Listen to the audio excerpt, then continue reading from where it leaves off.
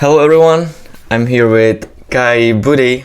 I think that any Magic player probably knows who Kai is. He was always in the conversation for like one of the best two players, but maybe it's top 3 right now because Paulo Vitor Rosa is definitely in the conversation, but no matter which one it is, he's definitely like up there. I think you have 7 Pro Tour wins, is that right? Sorry, I didn't get that. I do have several Pro Tour wins, yes. Yeah, that's what I asked. No, yeah, okay. I'm at 7 Pro Tour wins right now, but some of them are teams. Oh, I actually didn't know that. How many are teams? So I think there's 2 team wins, 1 Worlds, and 4 Pro Tours. And I think it's like perfectly split too. So I think there's 2 constructed Pro Tours, 2 limited Pro Tours, then Worlds as a mixed format, and then 2 team wins. Yeah, that's crazy. I think that's like the first thing that I want to ask about. Obviously nowadays it just seems completely impossible to win 7 Pro Tours. I just want to ask about it. Was it like really hard to win a Pro Tour back then as well, or was it more that if you like prepared Infinite, you just had like a huge edge, so it was actually maybe possible? Or like what happened there? It just seems crazy to win 7 Pro Tours. So obviously it was super unlikely back then too. So I think I won my first 12 matches I played in top 8s in single elimination. Even if you give me 70%, which is probably, I mean, it seems pretty unlikely that I had 70% across the board, then that's somewhere in like the 1.5% area or something to win 12 times in a row. The thing is, competitive Magic has hugely changed over the time. It's kind of on the way it evolved is kind of on the way back right now again, I would say. But first of all, the events were smaller. Like the World Championship I won in Japan was like 250 players. And obviously, and also back then, the way Worlds worked was that there were less of the good American players qualified. Oh, why was that? Because the main invitation way was nationals. And so America only sent 4 people. Oh, I see. There was still something like a gravy train, which qualified everyone on this gravy train. But it was in Japan, and back then, this was 1998, Magic was pretty young. A lot of the good players were very young, college or students, and a lot of them skipped the trip to Japan because it was too expensive. It was, I wouldn't say it was an easy tournament, but it was definitely one of the easier tournaments to win. Because, I mean, obviously you would rather play against the third place finish from the Czech Republic Nationals than an American Pro Tour. Whoa. Offense. It's the same with the German team. Like, these people are on average just worse than someone that plays every Pro Tour and is on the gravy train. Yeah, that makes sense. That's just how it is. So that was a bit easier in that regard. And then, so I mean, this is pre-internet. Like, internet existed, but it was more like a Usenet, like a news group kind of sort. There was like one big web page, the dojo, but they mainly had tournament reports. So there wasn't like this whole social media cloud doesn't exist. Like now there's so many people whose job it is to play Magic, make deck lists and publish these deck lists with sideboard guides for people to play. That didn't exist back then. People were way more protective of their stuff. It was way harder to prepare. Like imagine if you qualified for a Pro Tour now, there's no Magic Online, there's no Arena, there are no deck lists, there's no Twitter where people post deck lists. All you have are your buddies from your store to prepare for an event. And then you have to compete with people like me that live in a city with like 5 to 8 other people on the gravy train that actually don't do anything but play Magic and prepare like the super teams prepare these days for a tournament. Like you're just not going to beat these people. Yeah. Like, it's just like the level. Like back then, you were as a pro, you were more worried about beating the other pros, while today it feels like to me you're more worried about beating the average person, because the average person these days is so much better. It's so much easier to prepare with Arena, Magic Online, and the flow of information out there. So like the way you prepared for tournaments was quite a bit different. Like it feels like now we're even at the point where testing doesn't even get you that far anymore. Like I know what you mean, you yeah. can get these days from testing is incredibly small. Like for this last weekend, there was the Magic League weekend playoff thing, the round robin, where all the people in the pro leagues play against each other. And my team, we did very little testing, and we probably ended up on what was likely the best deck to play on the weekend. What did you play? You played John? Yeah, we played John Sacrifice. We like the best version probably was the Czech version with the 2 Goose main deck, but even that was available online. The weekend before, there was a tournament on Arena, but it was only Italians playing.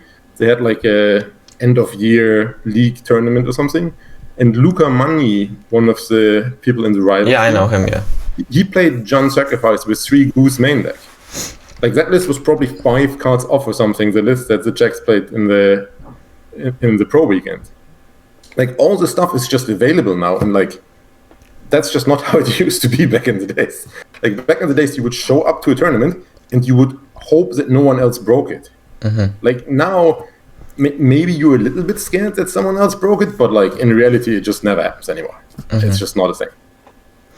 I actually talked to Brian David Marshall a couple of days ago, and he said that like Americans, for a lot of the reasons that you're describing, Americans had like a huge edge because they had like this magazine coming out every month. There were just like more of them, so they could like talk to each other and prepare together. So it seems kind of like interesting to me that like you're from Germany, and you know we are talking about like 1998 and stuff like that. How did that like all happen? Was it just that like you qualified for like one of the pro tours and then you started talking to the Americans, or like how did the story actually happen?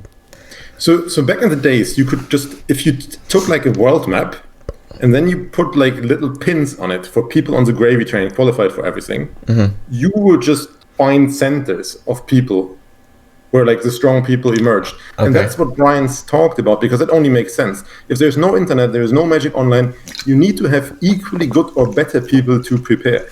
That makes sense. Means you had Neutral Ground in New York, you had a group of people in Paris who were super strong. Then you had, I don't even know how that happened, there's like a small university village in northern Sweden, Umeå, which produced Anton Johnson, Eric Thorn, Johan Sadegepur. They were like a bunch of people that were really, really strong. But like it was always like this. And I got lucky in the sense that where I grew up in Cologne, there was such a group of very strong people. One of them actually won, Frank Adler, won one of the first Pro Tours in Atlanta. And then later when I went to university, I went to Hamburg, and that was kind of intentional because there were also a lot of good Magic players. Oh, really? We had like another group of good people from London. Was that like actually like, did it actually play a part in your decision? Like yeah, for sure. I mean, I wanted to play Magic. Okay. And like they were my friends, and like, so I wanted to get, I wanted to get out of Cologne, just I wanted to see something different. And like Hamburg is one of the nicest cities in Germany. But yeah, like, I've been there, yeah. Yeah, that there was a group of Magic players and a group of friends that definitely was a huge influence. One of my friends and a very good Magic player, Marco Blume, he went from Hamburg to Cologne to do his civil service back then. Like you had in Germany, you have to do either military or civil service. And he was done with that, and he went back to Hamburg. Dirk Baborowski, another very good friend, very good Magic player, he lives pretty close to Hamburg, an hour away or something. And yeah, that was a pretty easy decision for me. I mean, it's a pretty good university. To be fair, I never finished it. I only got halfway, and then I got the job offer, and yeah. But no, that was definitely a big part of it. But back then, you needed that. Like, for example, a couple of years ago, there was this guy, Sean McLaren. I'm sure you heard of him. He won the Pro Tour in Valencia, right? Yeah, he won a Pro Tour, a really good Magic player. But this guy was basically a lone wolf, right? He was playing from his basement, playing Magic Online. That just, like, that before Magic Online, that guy could have never become as good as he ended up being. It just wasn't possible. Like, you needed to play in real life, and you needed to play with equally good or better people. Otherwise, you just can't improve sufficiently. And that's why you always have these centers of good people. And I mean, that's kind of how it worked back then. And you needed to be a bit lucky to actually have people around you, I think. How much did you play back then? Like anytime someone talks about you in the Pro Tours, they said that back in the day you just played like infinite. Like, is that actually true or not? Oh yeah, for sure. Like between the time when I was playing professionally, which was from like 1999, I guess, to 2004, middle 2004. I mean, I did go to university. I went to classes. I finished like the first part of university. I did take exams and stuff, but like all the other time I played Magic, all the time. Like while I was still living at home, my mother had to buy me a table for my room because I was playing a lot of Magic against myself because there was no online. And if I wanted to play in the evening, I wanted to test decks, I basically had to play against myself with paper cards. So how did that work out? You just like could actually play against myself. You just like put 2 decks on the table and you just like play it? Yeah. I did that later with Apprentice, which is like the first Magic Online version. But Apprentice, it doesn't do anything for you. Like Apprentice, it's just an interface. You have the cards, but you have to do everything yourself. Like you have a key combination to draw a card, to shuffle your library. Is it maybe similar to like Magic Workstation? I don't know if you're familiar with that. Yeah. Magic Workstation is basically a clone, just a newer version. But same thing. And I used to play that against myself too because it was faster. Like you didn't have to shuffle paper cards and stuff. But I mean, that if you wanted to play, there was no one around, had to play against yourself. I mean, that's crazy. But yeah, I played a crazy amount. I mean, I was super well prepared. And that's also why we did so well in these Team Rochester events. Like these Team Rochester events, there were not many of these pro I'm sorry to interrupt. A lot of the people who are watching this video maybe don't know what Rochester is. If you can maybe explain that. So there's Booster Draft, which probably most people are aware of what it is. And Rochester Draft was another version, which is much slower. I'm honestly not even sure if it's more skill intensive, but I'll come back to that later. The way Rochester Draft works is that the first player opens his pack and puts out all cards on the table. And now my door is ringing. Can you just interrupt here? Yeah, that's fine. Yeah, I can edit it afterward. Just go ahead if you want to like grab her or something.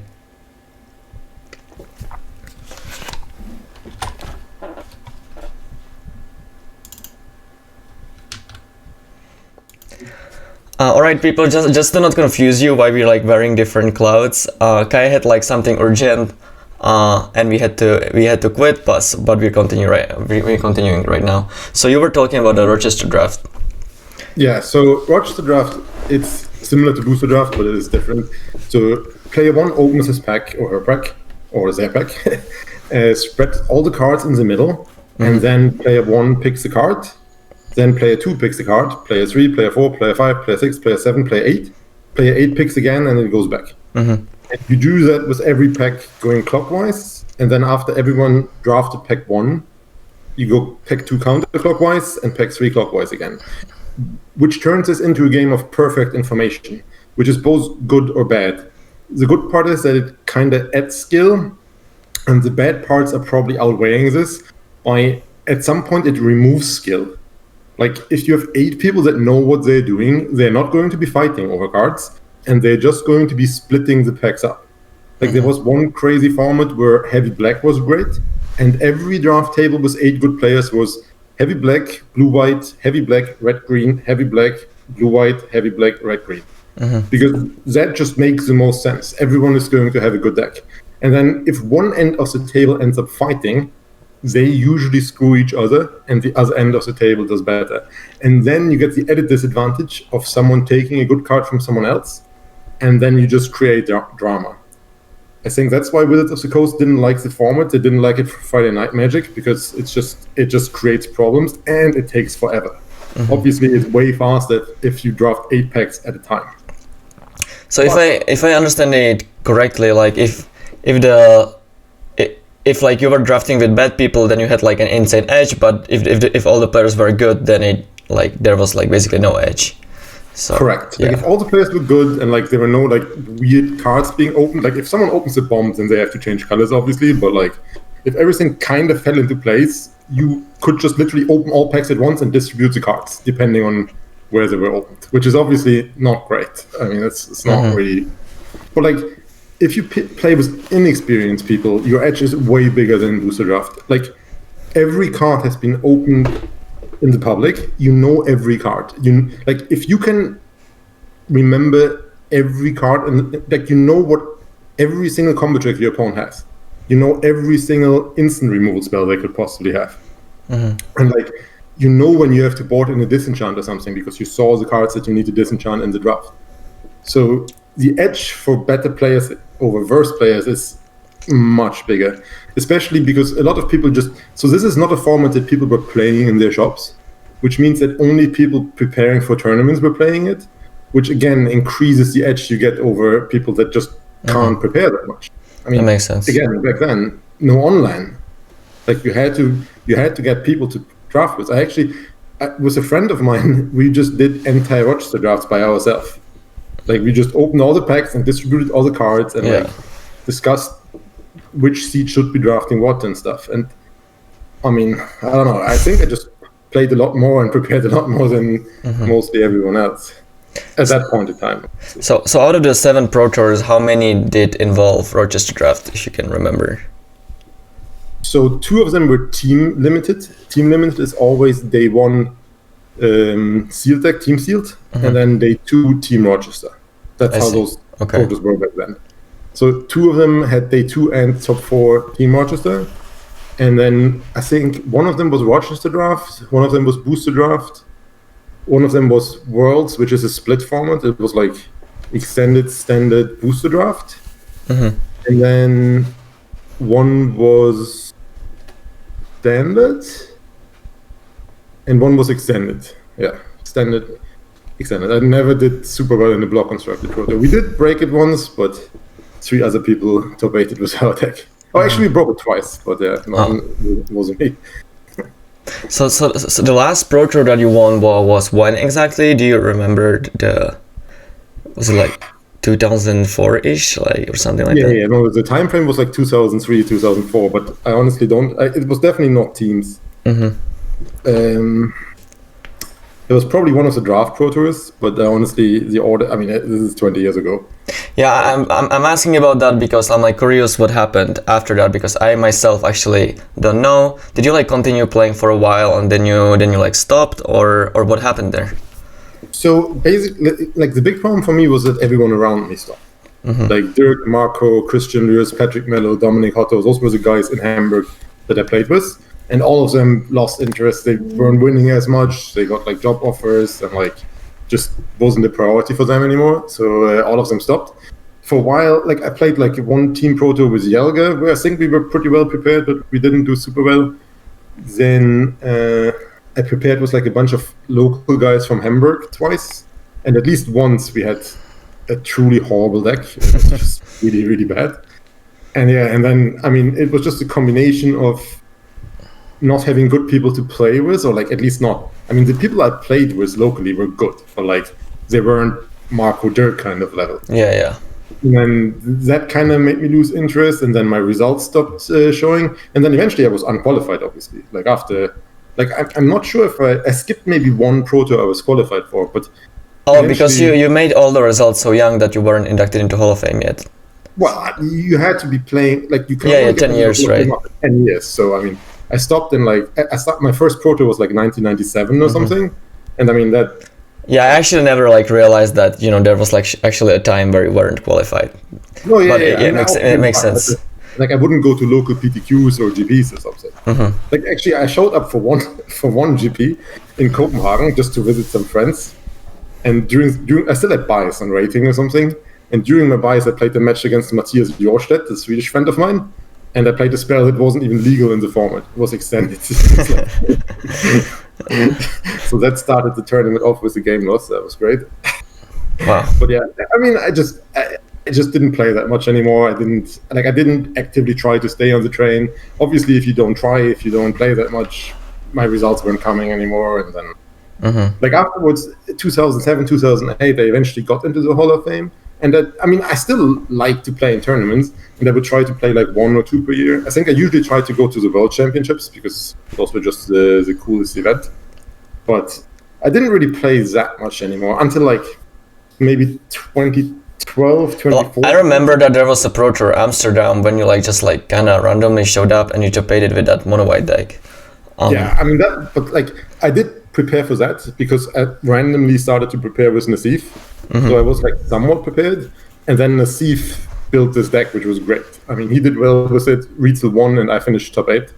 So I mean, and I think I went 3-3 in draft and then like 9-0-1 in constructed or something. So like I just randomly had the great deck, good matchups, got lucky with draws and stuff and top 8'd. But like I don't think I played that much afterwards anymore. Eventually I started to play test with the Pension guys, so Yui, Reed, Finkel, all these guys. For a time, Brad Nelson and BBD. At that point I was actually playing a bit more, but I would only be playing a lot for these specific events. So like the thing is, I'm working in sports betting, so taking weekends off work is pretty difficult for me. So I would just pick like 1 or 2 events per year, take 2 or 3 weeks vacation for those, and then just play a lot before these. But that's kind of what I did for the last few years. And that was also my plan to keep doing, but now everything has changed, and yeah. And then like I randomly did well in this one arena event 1.5 years ago or something. And that was like one of the 4 or 5 events that if you did well there, you just ended up in the Rivals League. Yeah. Which wasn't like something I was shooting for or something. Like I did playtest for this event with the Pension guys, and I just got lucky to do well in one of the events. Yeah. I mean, that was just one of the big events, I guess. Yeah, you're in Rivals now. Do you play? Do you play more Magic because of that nowadays? Like, are you playing a lot before the arena tournaments, or as you said, it's just like you just got there kind of randomly, so you just don't really care? It's a bit weird because I do take time, like especially. I mean, so right now the events are kind of low EV, but like for the big events with like big prize money and stuff, I did actually take vacation, which obviously I can't do 4 or 5 times per year, but like I would play that a lot for these. But then when the tournament is done, I kind of need a break from Magic, because before like 2 or 3 weeks I would work and play Magic and not do much else, then take some days vacation and only play Magic, and then afterwards I would need like a month or something of not playing Magic. And right now with the Rivals League, we have 1 event per month. With this whole COVID situation, understandably, the events are like all play from home and kind of small EV. So it's a little bit difficult to get motivated for this, honestly. I mean, obviously, I like doing well, but like taking vacation for these and playtesting 2 or 3 weeks. Yeah, even from my perspective, like I'm just watching the coverage, just because the prices aren't so high, like it's also not as interesting for me, so I can definitely understand why you're I mean, it's a bit more on the line for me, obviously, because the problem is if you fall out of these rivals, out of this league structure, it's incredibly difficult to get back in. So the fear is always that even if I would prefer to only play 1 or 2 events per year, once I fall out of that, I'm just going to be playing 0. Because there just isn't anything else. Yeah. I might go to like a GP that's close to me or something, but like that's not really the same. I mean, it's fun, but playing like a proto level event is definitely different. Yeah, that makes sense. One of the last things that I would like to ask about, I don't always get an opportunity to talk to a player like you. So there's this conversation of who's the best player ever, right? In a conversation. I mean, you did beat me in one of your first Pro Tours, right? That's true. We were actually 1-4, and we played. But I actually ended up X5ing that Pro Tour, and like I became a pro because of that result, probably. So. Ooh. Well, that's pretty nice. But to be fair, like that was one of the Pro Tours where actually, it wasn't my deck; it was the Pension deck. But I think our deck was great for that. It was like the Mantis Rider splash for the 4/5 black guy deck. Yeah, Tassiger. Yeah, it was like one of these weird formats where they printed so many fetch land and dual lands that you could basically. Yeah, there was like Jace and Treasure Cruise and Dig Through Time with like all the fetch lands and dual lands. It was like a legacy deck basically. Actually, like legacy, yeah. I just wanted to ask about that because like the common belief, obviously people don't really know, but the common belief is that like John is like more talented, but you were like way more hardworking, so maybe at your peak you were better, but he's like maybe he understands Magic more overall maybe. Like, what is your opinion about that? Do you have one? So I don't think it's like John is the most talented Magic player that we've seen so far. I mean, obviously you would not like maybe if Magnus Carlsen played Magic or whatever, he could be better, but like John is incredibly intelligent. Is super good at like solving logical problems and stuff, but he was also he never prepared in the way that I prepared for events. Like John would do stuff with talent. Like John would show up to a Pro Tour and just win a limited Pro Tour. I mean, sure, he got lucky, I guess, but like I could just never do that. I don't think. Like that's just not how it works for me. I mean, if I don't know the cards, if I didn't do like for the past 20 Pro Tours I played or something, I did like 15 drafts or something, and like I was happy to go 4-2 in these draft fields because I'm just not prepared enough. And John is different. Like John just shows up and he can just pick something up incredibly fast. That's crazy. I think during my peak, when I was playing a lot, if I was playing John heads up and you would bet at even odds on John, you were being stupid. Like I think I was just better. Like during those 3 or 4 years where I was at my peak, where I played every day, like I think I was just a better Magic player than John. Also because that was after John's time. Like John mainly played between like maybe 1998 and 2000 or something, but at that point he wasn't really, I mean, he was interested, but he was interested in playing the tournaments himself. He wasn't interested in preparing, and also he was mainly interested in playing limited. He was never really interested in constructed or practicing for it. So that's like a big difference. But like, if you were saying we put one person into a dark room, into a room tomorrow, he gets like a new set of Magic cards, and he has 1 week to prepare to save humanity to play a match of Magic. You should always pick John Finkel for this. I mean, I don't think it's particularly close. I mean, there's. Do you think that Paolo is not in the conversation? For something like this, no. Like, I think John is just. I mean, I'm sorry, Paolo, but like, I think John is just much smarter than Paolo or me, and like he's just really good at this kind of stuff. Obviously, if there was a match tomorrow, neither John or me would be in the conversation for this. Yeah. Like then. I mean, I don't even know who you pick there. Like, maybe you pick PV, maybe you pick Austin Bursavich. Like, I don't know, but it's definitely not John or me. But like, I think at my peak, you can make a pretty good point that I was the best Magic player at that point. Best Magic player lifetime. I mean, first of all, Magic is so different. I said that before already. Like, it changed so much. Like, the way you prepared changed. Even your golden tournament. Like, there was a time when you were just trying to beat the other pros. Then there was a time of the super teams trying to just beat the average guy because the average guy was so good. And now with like these smaller fields and like higher payouts, you're probably back at the point where you're trying to beat the other pros. But like everything changed so much. Like lifetime. I mean, the thing is, PV has also been playing Magic for what, like 15 years or something. He just made an YouTube channel, and he said he's a professional player for over 20 years.